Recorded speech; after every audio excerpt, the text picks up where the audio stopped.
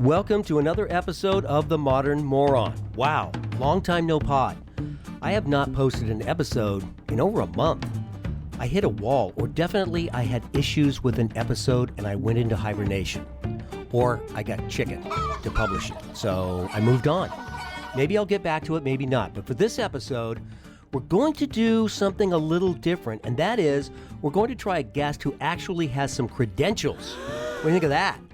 He's a journalist, a publicist, and a published author, and yes, you're still listening to the Modern Moron. As a journalist, he wrote for the St. Petersburg Times, now known as the Tampa Bay Times, the second largest newspaper, as well as the staff writer for the Washington Post. He has also been the press secretary for one of California's lieutenant governors. My name is not Charlie Rose, and this is not the Charlie Rose Show. If I were, I would probably be making inappropriate sexual advances to this music.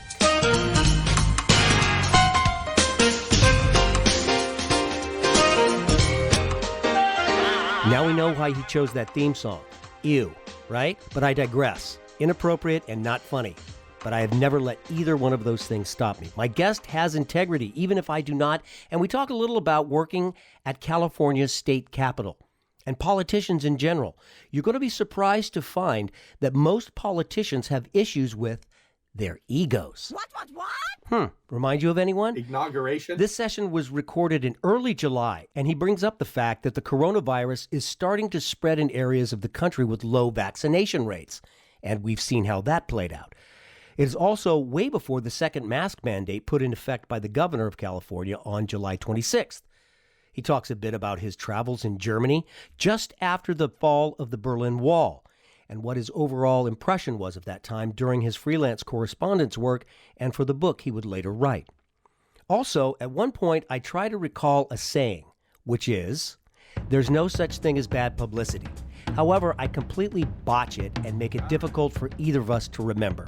So I'm basically letting you know in advance that I already know I'm a moron. See how woke I am?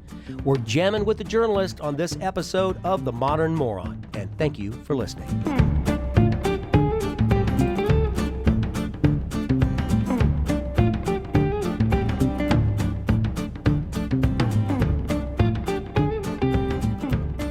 You're kind of throwing me off my game for this podcast in that the name of the podcast is The Modern Moron, and you're kind of legit. I just demonstrated I'm pretty moronic. It took me what? You did. That's true. It took me 20 minutes to get the mic figured out. That's true. I think I qualify. Yeah, maybe you do qualify. Either I'm going to rise up to your level, but more than likely, I'm going to drag you down. No, not possible. No? Okay, not on a Friday, especially. That's true. And, so I occasionally will use, juvenile sound effects, but only to accent a point and only for poignant, No, that's fine. I was thinking about some stuff, and I remember I can't swear, so I have to be on my best behavior. Yeah, you can. No, you can swear. Just bleep it out. Yeah, I'll bleep it right out. Also, I'm wondering about your level of anonymity. Yeah, I don't think I care. I mean, what if you want to really spout off about something? I mean, the only way someone would know exactly who you are on this show is if you passed it around and said, "Hey, listen to this. I'm on this." Or if you say, send it to your son or something and say, right. "Hey, listen to this." And then, but other than that, I don't see how you could possibly be pinned down. I guess I'm not too worried about it. Okay. I mean, hopefully I don't say anything offensive. That's the only way to get ratings. Yeah. Okay. Don't you watch Fox or CNN? Yeah. So is that what I have to do? I have to be outrageous? It actually is what I have to do. Well, I mean, from going all the way back to any reality TV, it's like the bad behavior gets likes. Yeah. Got us a president. I am the chosen exactly. one. It's like, what is the only bad publicity is... The only bad news, the only bad publicity is no news or something like that. Is no publicity. Yeah. Even bad news is publicity. Yeah. Especially in Hollywood. I mean, you're not really on the radar unless you're in recovery for something. Or have a sex tape. Exactly. That's what I don't get.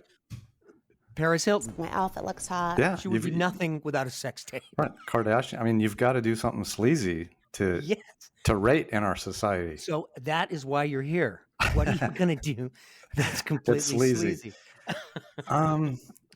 That's a great question. I try, as you know, I work around the Capitol. There's a lot of sleaze there, so I feel like I get my fill. Can you, for example, by maintaining your anonymity, you could divulge some sleazy things that you've witnessed? We'll leave the names out. Yeah. Wow. It's been a while since I worked in the building, and everybody calls the Capitol the building. Ew. It's basically a giant high school, and it is, And So what is the Senate? What is it in Washington, D.C.? It's the same thing, right? probably college. It's probably like Animal That House. boy is a P-I-G Yeah, pig. See if you can guess Yeah, it's what I am They now. call it the building. the Capitol. Yeah. I'm a zit. When you're around there, Get it's it? like, oh, I'm heading over to the building. You. They're actually spending millions of dollars to renovate the annex, I believe. Which, so the state's flush, and I guess now is as good a time as any, but they're definitely expanding it. Oh, I don't know. It just, you see things like it's illegal to trade votes. Like if you scratch my back, I'll scratch yours. I mean, that is technically illegal, but it happens all the time. People And that's will, on a handshake. You can't because it's illegal. It has to be on a there's handshake. nothing. Yeah, and it's just kind of like, well, you do this if you want your bill out of my committee, you got to support this, right? And a lot of times people are punished if they don't play by that game. Yeah. So if I try to toe the line and say, no, my bill should stand on its own, I'm not going to vote for yours to get mine through, I will end up losing in the long run. Yeah, and they'll punish people if you don't vote a certain way. How does somebody get punished? Well, it's usually, typically it's the Democrats because they're in power, right? And so if somebody isn't going to toe the line on an important issue, And that someone would be a Republican in this case? Or a Democrat. What if a Democrat decided not to vote for a budget or was a crucial vote on an issue? They'll end up getting the smallest office in the building. Narcissists live among us. Right. They'll get a tiny little office up on the 6th floor without windows. You might be friends with a narcissist. And it's like the doghouse, and my thought is, who cares? That's Right. ego. It's all ego driven. It's all ego. Or you might work with one. There are good people in there who I think want to make a difference, but That slips away, I think, doesn't it? it sure does. I think every politician, they're genetically different. I mean, they feed and feast on attention. That's all I care about. It's incredible. I mean, they can go all day and they love people coming to them and asking them questions and A very stable genius. Okay. going out for dinner and getting phone calls and meetings. Bridges and nuclear power plants. There's no way I could be an elected official. I mean, I can be pretty outgoing, but I'm basically, I think, more of an introvert. Like a lot of us, I did inhale and other things, so I wouldn't pass at that level, but I just don't think I have I think you have to have a certain personality to run for office. Yes, we can. And that takes energy. That you burn calories doing that. Yeah, you really do. That would be exhausting for me. Oh yeah. In some ways, it's kind of remarkable, right? That people have that sort of energy, but imagine you're up in Sacramento they typically work Monday through Thursdays. They go back to their districts on Friday, Saturday, Sunday. They'll go to parades. They'll go to like Kiwanis meetings. They'll go to church services. They'll go to Little League games. Are you kidding me? They do all sorts of stuff, and they're just constantly in the public eye. And I'd rather be accomplished than I think a well-known face, That's funny, but they think of themselves as accomplished. And they think that everybody knows who they are. And when you step away from the Capitol, I mean, the average person doesn't even know they have a representative. Don't mess with me. So they're acting, a lot of them will act pretty self-important. And they do important things and they do impact lives for better or worse. I touched inappropriately. The average person doesn't give a Yeah. They don't care who you are, right? I'm sure you know who Roger Stone is, right? Oh, Roger Stone. He worked for Nixon. He's got a tattoo of Nixon on his back. Yeah. He went to jail and Trump pardoned him. There's a documentary on him on Netflix. And one of the things he says, and you have to agree with this, like he says, Washington, D.C. is like Hollywood for ugly people. Yeah, there's probably a lot to be said for that, There are some. I've heard some really good things. Like I think I told you, I'm living just a little outside of Sacramento now, and in district, and I haven't met him. I don't know him. I don't have a dog in the fight. But the people I talk to say he's really responsive to the community. He's a Central Valley Democrat, which is kind of a dying breed. But I hear good things about him from people in agriculture and people who tend to be more to the right. Again, that's kind of a superficial assessment of him. But I think if there were more people that seem to be like that. How long has he been in politics? I think this is his second term in the House of Representatives. So not very long by political career standards. Right. And I think so he can be jaded. Yeah, and I think he's not jaded yet. No, he's a pretty, right. I think he's a pretty young guy. And I used to have a blog called California Blue Dog. And, Blue Dog Democrats, I think, came out of the South. They're more, fiscally conservative Democrats. And anyway, I was kind of using it as an independent label for Democrats. But the funny thing about being in the middle is the only thing in the middle of the road is a dotted line or is dead, right? Yes, yes. But I really think that when I was writing this blog, I did a piece on, it sounds very counterintuitive, but think about it. If we had smaller, more politicians, we'd be better off. Now that sounds like a recipe for disaster, right? But I mean, the average senator, I think, represents, am I wrong, 500,000 people or 1.5 million? I mean, the districts in California, I'm back to state politics, sorry. The districts are huge. And if you had small communities, there's a good chance you might have contact with that person. And I think Texas and New Hampshire have really large, one of their houses, there are some states that actually have a lot of representatives. And the idea is you get people that are a little more connected to reality in their communities. It's high school and it's... Here's something that's not politics, if I can shift gears. Sure. That just struck me, just reading the headline drove me nuts. And it was, now that I can't find it, it was regarding, give me a second. I'm old. I had it right here. You're like me, you forget things. I'll throw something out there, though, while you're thinking. Okay. I heard on the radio, on public radio today, I mean, this is going to be a news flash. COVID is coming back in states and counties where there are low vaccination rates. What? It can't be. It's shocking. It's shocking. This is going to be a horrible thing to say, but maybe if the things got thinned out in those areas, it wouldn't be so bad.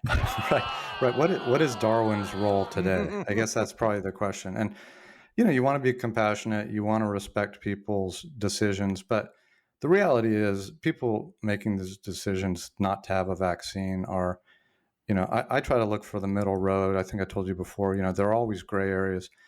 But I don't know. This is black and white to me. And if you don't get a vaccine, I think you're an idiot. I mean, this is modern medicine. It works. The people who are getting it, don't have vaccines. There have been no fallout. The danger from COVID is 1 million times worse. I mean, that's not a scientific phrase there, but verifiable. But it's, it just astounds me. The capacity for people to just believe whatever they want or whatever's convenient or whatever fits their worldview. And yeah. Are you wearing masks still when you go into the grocery store? That's a great question. I've I feel like a woman who's burned her bra. I haven't.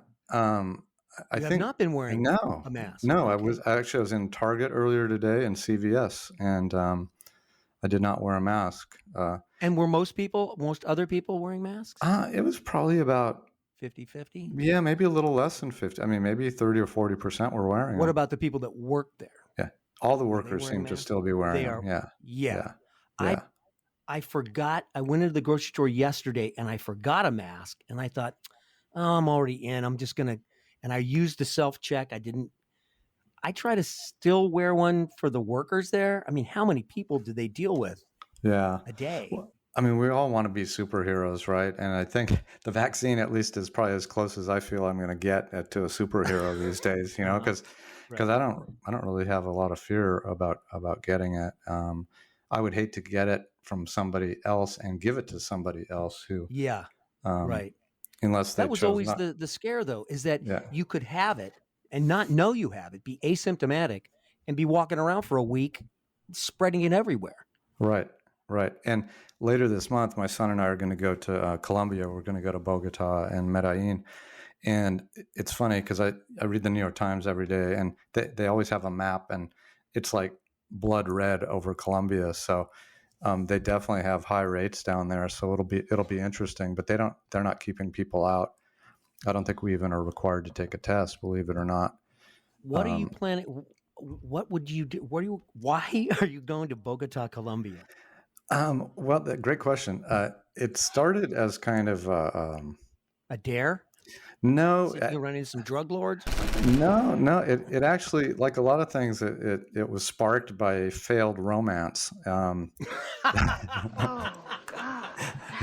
And my son is visiting from back east. He's a grad student at Georgetown, studying Latin American studies, and getting So he has a motivation. and getting masters. Yeah, a master's degree. He lived there for about a year and a half in Medellin, and we've gotten excited about European soccer over the last couple of years, and he found out that a team from London called Arsenal, a couple Italian teams, and a Colombian team or two were going to be playing this little tournament in Orlando. So we said, let's go.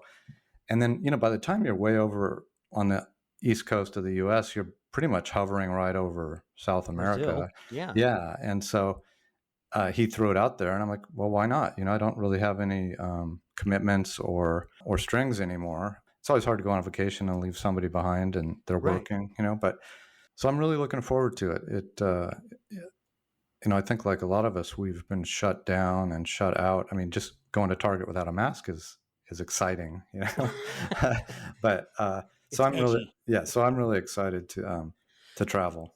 You're used to traveling. If I could go back into your history a little bit, you were a journalist and a correspondent in Germany in the 80s. Is that right? Almost 1990. I was, this isn't going to help me in Colombia, but I speak German. And it might. yeah. It depends on how Argentina, old, I guess. Right. Depends on how old those folks are.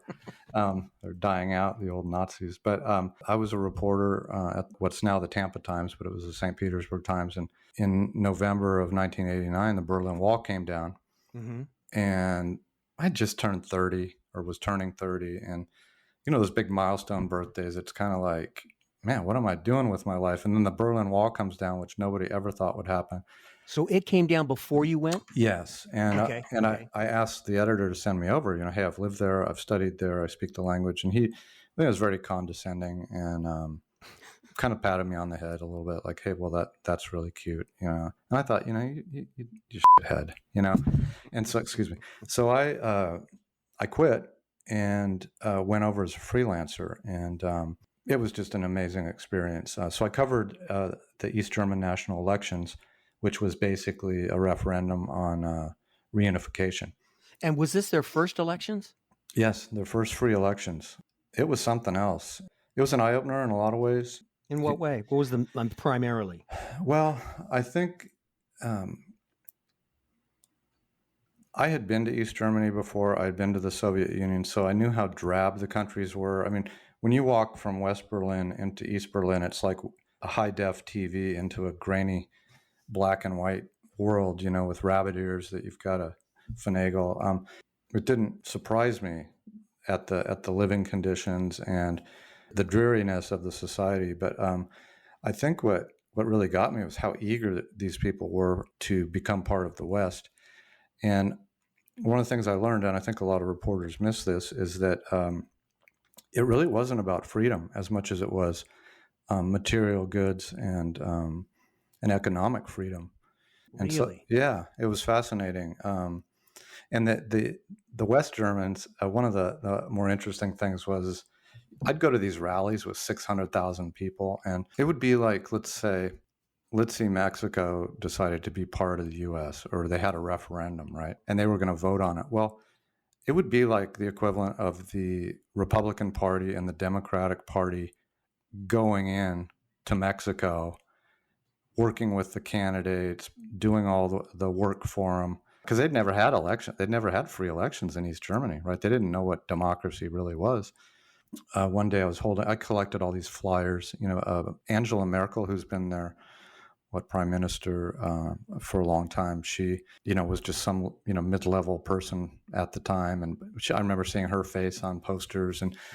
But I remember showing somebody in East Germany some of these flyers, and the person looked at the paper, touched it, and said, "This didn't come from East Germany. It's the quality's too good." So there were a lot of things like that. Yeah, they were able to decipher how they're getting their propaganda. Yeah, I mean, they knew where it was coming from, and nobody seemed to care a whole lot. You had some fringe groups like on the left. They wanted to retain themselves as a country, but they were just erased from history. And that was what was so cool about traveling.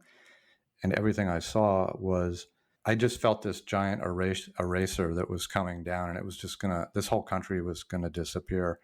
And so I tried to look at it that way and capture things that were going to disappear. And I actually ended up putting it into a book, most of the stuff that I couldn't get into my stories. But it's just this little kernel of history. And it was like a lot of things, it was more gratifying than it was financially rewarding. Mm-hmm. But yeah, it was one of those life changers too. The bigger story is, hey, if you're out there and you're listening to this and you have a dream, I mean, there's no reason you can't go for it, especially now. I mean, if you're a musician, you can record your own music on your laptop and put it to Spotify or Apple Music.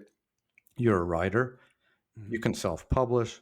You want to be a radio personality, you can have your own, podcast or radio show. So I think we just take it for granted now. But back then, it was the few newspapers that had a grip on everything. The TV stations had a grip on everything. Do you think that's sifting out? Like, there are so many news sources, which means there are so many bad news sources. Yeah. Like, I look at PolitiFact, for example. They're now having to rate Pants on Fire to something that was a Facebook post. Right. Like, you shouldn't go to Facebook for your fucking news. I know, and it's a sad commentary about the times we live in. But it also gets back to what you said about it fits into the narrative that they want to hear anyway. Exactly. I didn't come up with it. I think there's a book called The Closing of the American Mind, and I always like that title because it seems like we're all about saving face, right? And if I were to say, hey, abortion's kind of a tough one for me. I totally believe that women should have the right to choose. But, when you see that sonogram and you see that life, it gives you pause, right? And it's not a black or white issue. Death penalty, philosophically, I'm against it because I think taking a life is taking a life. Mm-hmm. But then you look at some of these scumbags and what they've done to people. And I know if it happened to one of my loved ones, somebody who was especially brutal or intentionally killed somebody I knew, right? I'd be the first one to, I guess you can't pull the switch anymore, but inject them or whatever, right?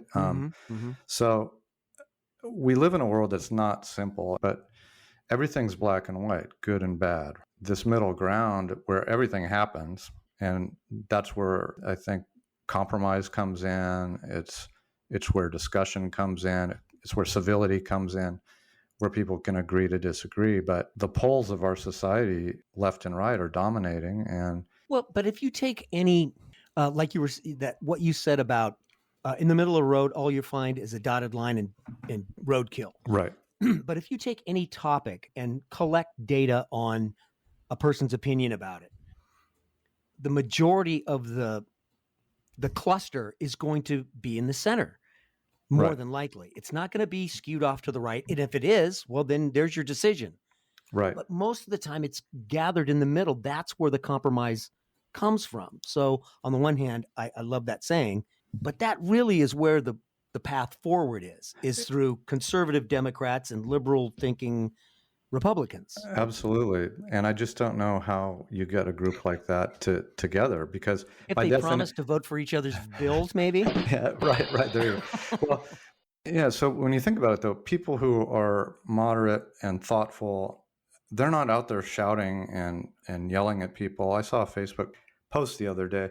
I didn't even know who these people were, but somebody put something out. It was critical of Biden, like, could there be a worst 6 months ever in government? And What you gonna do about it? but somebody just said, you're a fucking idiot, and you're About Biden? Well, about the woman who made the post, and I'm just like, is that really necessary? And To call her a fucking idiot? yeah, I mean, you might think it, but Well, on social media is where you can say it and not be held accountable for it. right, and I think accountability it's huge for everything, right? For politicians, for government programs, for business, for individuals. Consequences for actions seems to be an increasingly alien concept to people. And back to the vaccines. I mean, okay, you don't want to get a vaccine, fine, but if there's a shortage of beds, you're not going to get one. Maybe your insurance isn't going to cover you. I mean, why should people be able to ring up the tab for all the rest of the people because it's such a common sense thing? Wow. What do you think of that? Huh? Ending on a hardline position like that? Is this what's going to propel the Modern Moron podcast into the upper echelons of double-digit listeners? Was that powerful enough for you? Do you really agree with that and say, hell yeah, get the vax or move to the back? That's catchy, right? Or do you strongly oppose that view, like this gentleman being interviewed on the streets of Alabama?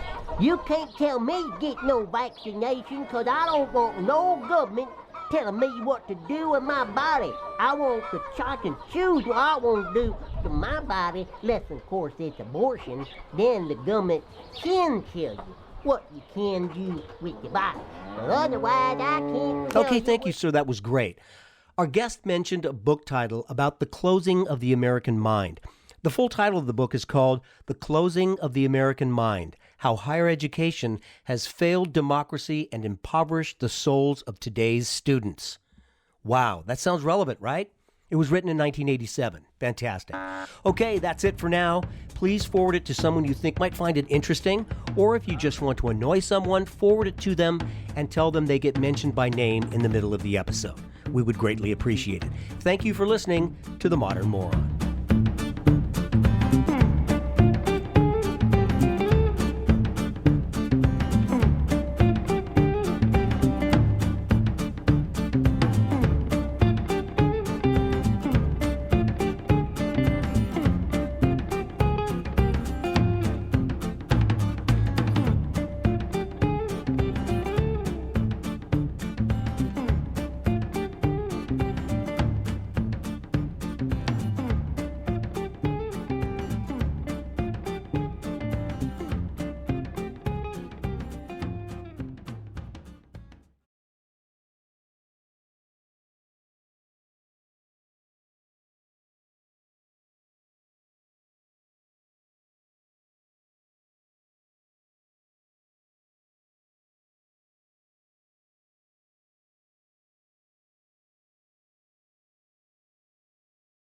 Well, I just had got done feeding my chickens, watering them and stuff, and I walked back to my house there to get my phone so I could play a video game on it. And all of a sudden, I heard a big boom.